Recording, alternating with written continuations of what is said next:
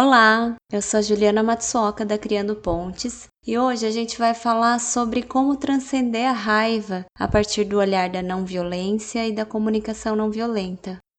Aqui a gente vai partir do princípio que somos seres emocionais. Todos nós vivenciamos todos os dias uma variedade de emoções agradáveis e desagradáveis. A raiva é uma das emoções de um espectro gigante emocional e não tem nada de errado em sentir raiva.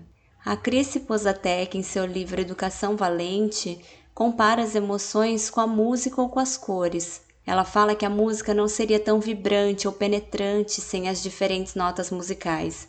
Da mesma forma, cada tom da paleta de cores é fundamental para a beleza que existe na natureza e na arte.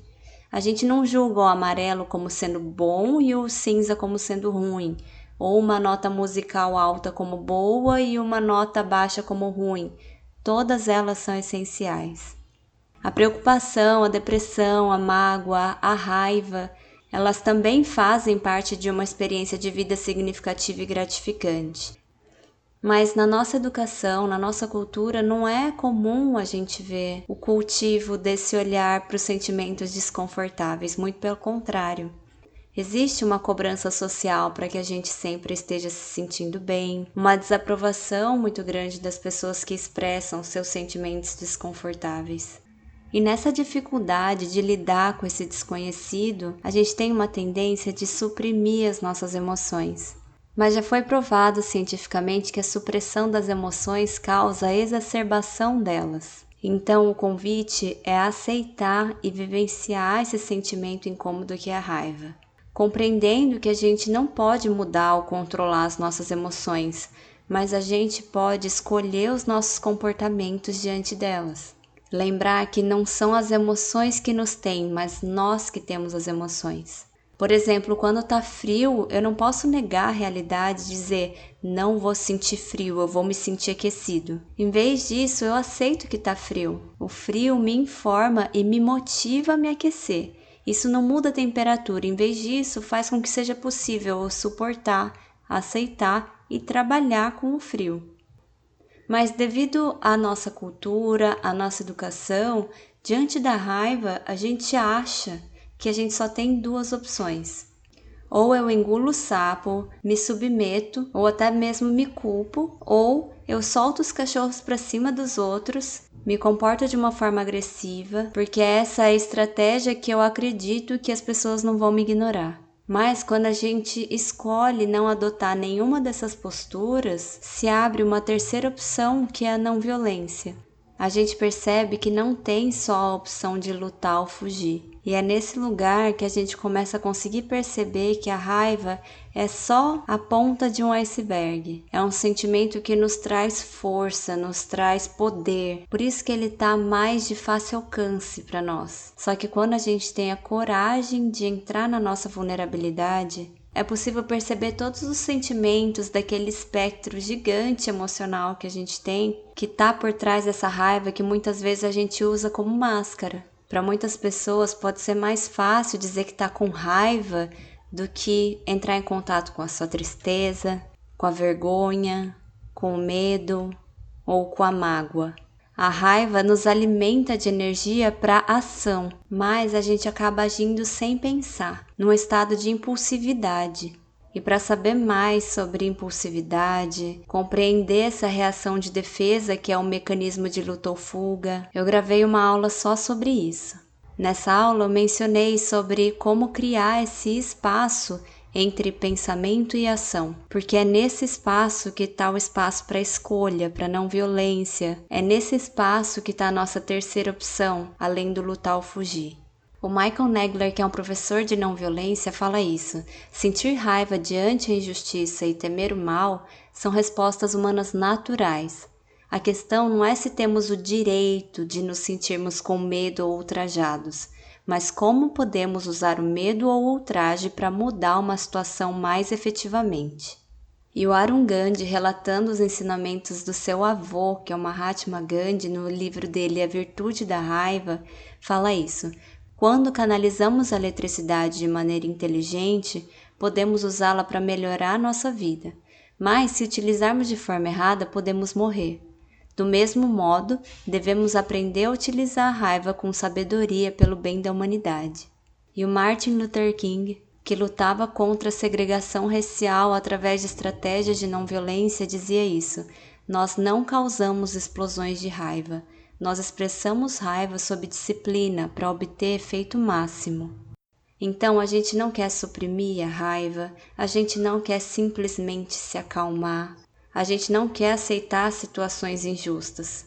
A gente quer usar a energia da raiva para mudar a situação de uma forma efetiva e sustentável para todo mundo.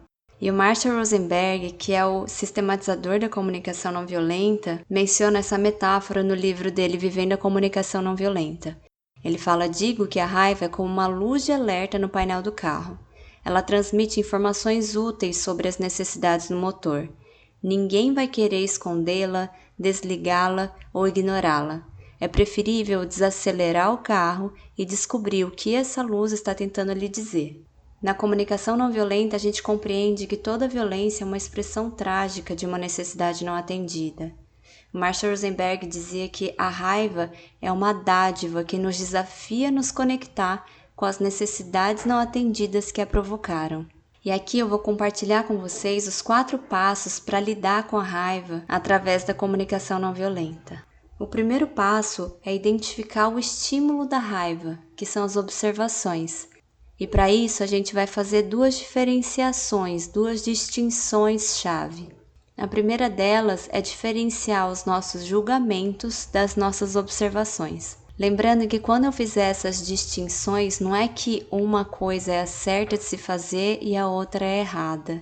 Mas nesse caso, por exemplo, focar nas observações ajuda a aumentar a clareza e a mudar a nossa energia interna. E a redimensionar os problemas também, sair do olho do furacão. Quando eu procuro observações, eu procuro fatos observáveis, o que os meus olhos viram, o que os meus ouvidos escutaram, o que realmente aconteceu. Por outro lado, os julgamentos são as opiniões, os pensamentos, é o que eu penso sobre o que aconteceu. Para exemplificar esses 4 passos, eu vou compartilhar uma situação que já me causou e ainda me causa muita raiva, que é ver resíduo reciclável misturado com resíduo orgânico sendo descartado direto para o aterro sanitário, em vez de ser destinado para reciclagem. Então, nesse caso, eu tenho vários julgamentos sobre pessoas que não fazem a coleta seletiva, só que eu vou focar no estímulo, nas observações, o que realmente aconteceu.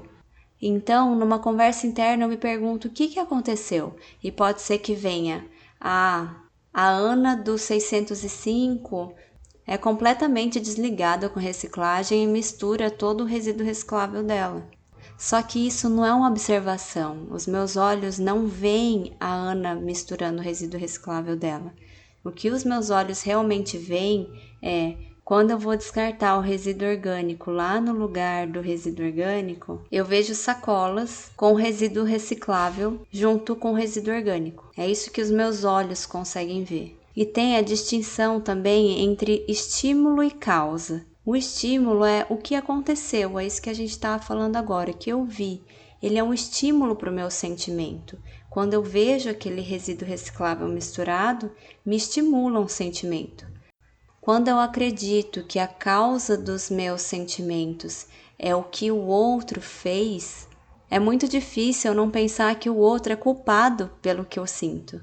A vizinha é a culpada da minha raiva. O convite aqui é a gente separar o estímulo da causa. Então eu compreendo que o estímulo do meu sentimento é o que aconteceu, é o que eu vi, mas a causa da minha raiva são as minhas necessidades não atendidas. Dessa forma, eu me responsabilizo pelos meus próprios sentimentos e assim eu consigo lidar com ele. Depois que eu identifiquei o estímulo para o meu sentimento, eu identifico os julgamentos que alimentam essa raiva. É importante eu escutar os julgamentos que alimentam essa raiva, porque eles são pistas para a causa da nossa raiva. Muitas pessoas acham que é errado julgar, que elas não deveriam e acabam suprimindo as suas vozes que expressam julgamentos. O que a gente quer fazer aqui não é dizer os nossos julgamentos, mas escutá-los. acolhê-los, compreendê-los, porque eles estão tentando avisar coisas importantes para nós. É quando eu julgo, por exemplo, que esse ambiente é muito barulhento, que eu consigo perceber a minha necessidade de silêncio. Nesse exemplo dos resíduos recicláveis, os meus julgamentos vão na direção de dizer: ninguém faz nada. Só eu e poucas pessoas acabam tendo o esforço de separar o resíduo. E quando eu escuto esse julgamento, eu consigo perceber uma necessidade minha. E é esse o próximo passo, que é identificar a causa da raiva. Na investigação de necessidades, eu me pergunto o que o meu coração mais quer, o que é realmente importante para mim. E no meu exemplo, a minha necessidade, quando eu penso ninguém faz nada, só eu e algumas pessoas fazem, eu percebo a minha necessidade de apoio, de comunidade, de motivação. Essas palavras são palavras que a gente não costuma usar porque, de novo, não fomos criados para nos conectar às nossas próprias necessidades. Por isso, a comunicação não violenta convida a gente a se alfabetizar de palavras que expressam necessidades humanas universais. Afinal, as necessidades humanas universais são os nossos motivadores mais centrais. Tudo que a gente faz na tentativa de atender essas necessidades. E as necessidades, elas não são como buracos na nossa vida que a gente quer preencher, mas sim uma energia propulsora que faz a gente fluir na vida, que faz a gente procurar o que a gente quer. Então, primeiro eu identifiquei o estímulo da minha raiva. Depois eu identifiquei os julgamentos que alimentam essa raiva. E ao escutar esses julgamentos, isso me ajudou a identificar a causa da minha raiva, que são as minhas necessidades não atendidas. E agora o quarto passo é expressar essa raiva depois de ter transformado ela em outros sentimentos. E o Marshall orienta a fazer essa expressão através desses passos. Primeiro, revelar o estímulo, o que aconteceu, as observações, dizer para a pessoa o que você viu, o que você escutou, de forma neutra e desarmada. E depois, revelar os sentimentos por trás da raiva, que estão submersos na água daquele iceberg. E então, fazer um pedido claro do que eu quero do outro. Naquele exemplo dos resíduos recicláveis, por exemplo, seria eu dizer: quando eu vejo resíduo reciclável misturado com resíduo orgânico, eu me sinto muito triste e impotente, porque eu preciso de apoio nesse processo que não depende só de mim. Eu preciso da motivação de ver outras pessoas fazendo isso junto comigo. Seria possível a gente fazer uma reunião para que a gente possa criar novas estratégias de incentivo e conscientização aqui no prédio? Isso tudo em vez de chegar para a síndica ou para a vizinha e falar: poxa vida, ninguém faz nada para cuidar do meio ambiente além de mim nesse prédio. Vocês acham que não são responsáveis pelo meio ambiente, pelo lixo de vocês? Vocês precisam largar de preguiça, botar a mão na consciência. Enfim, eu não tenho dúvida que essa qualidade de conversa traria mais desconexão e mais desestímulo para as pessoas me ajudarem nesse movimento. E muitas vezes as pessoas entram em contato com esses passos, fazem esse passo a passo, mas as pessoas acabam não fazendo o que elas querem. Elas acabam dizendo que a comunicação não violenta não funciona. Só que o objetivo da comunicação não violenta não é fazer com que as pessoas te obedeçam ou fazer com que elas aceitem os seus pedidos sem dizer não, sem questionar. O objetivo da comunicação não violenta é alimentar diálogos construtivos que gerem conexão humana, e a partir dessa conexão de pessoas se importando e se compreendendo, as conversas respeitosas vão ser cultivadas e soluções de benefício mútuo vão poder ser construídas juntos. E para nos inspirar, essas frases do Arun Gandhi: cuide de seu entorno e o mundo será um lugar melhor. Ele diz também: a segurança e a estabilidade de qualquer civilização dependem da segurança e da estabilidade de cada indivíduo. Ou seja, quando a gente consegue transcender a nossa própria raiva, a gente está construindo um mundo com mais paz. Esse é um trecho de um texto da Isabela Iannelli e da Natália Roberto no curso delas, o Curso das Emoções. Elas dizem: raiva é raiva, ela passa por nós. Se aprendermos a lidar com ela, se não tivermos medo de conversar com ela, de ouvir o que ela tem a dizer e especialmente se não agirmos a partir dela, ganhamos uma grande aliada, a energia. Raiva é fogo.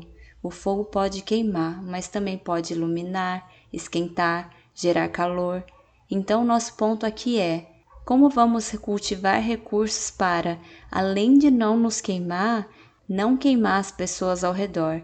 E ainda, como esses recursos vão nos ajudar a iluminar nossas vidas e as de muitos seres que estão perto de nós? A gente se dá o trabalho de transcender a nossa própria raiva é cuidar não só de nós mesmos, mas das pessoas que estão ao nosso redor. Um outro fator muito relacionado à nossa tendência de agir com raiva é a nossa tendência a agir por obrigação, em vez de agir conectado às nossas necessidades. A gente não vai conseguir falar sobre isso nesse vídeo, mas isso tem tudo a ver com a raiva. Isso porque quando a gente age por obrigação, a gente está partindo de uma energia de baixa qualidade, de uma energia muito diferente de quando a gente faz as coisas de coração, por escolha. E agir a partir dessa energia de obrigação deixa a gente muito mais propenso a agir através dos impulsos, inconscientes de quais são as nossas necessidades, os nossos sentimentos. A gente acaba não tendo o que oferecer, sendo que os conflitos exigem de nós tudo o que temos. E a gente só consegue dar para os outros aquilo que a gente tem. A gente se aprofunda sobre isso numa próxima aula. Obrigada para você que ficou até aqui e até uma próxima!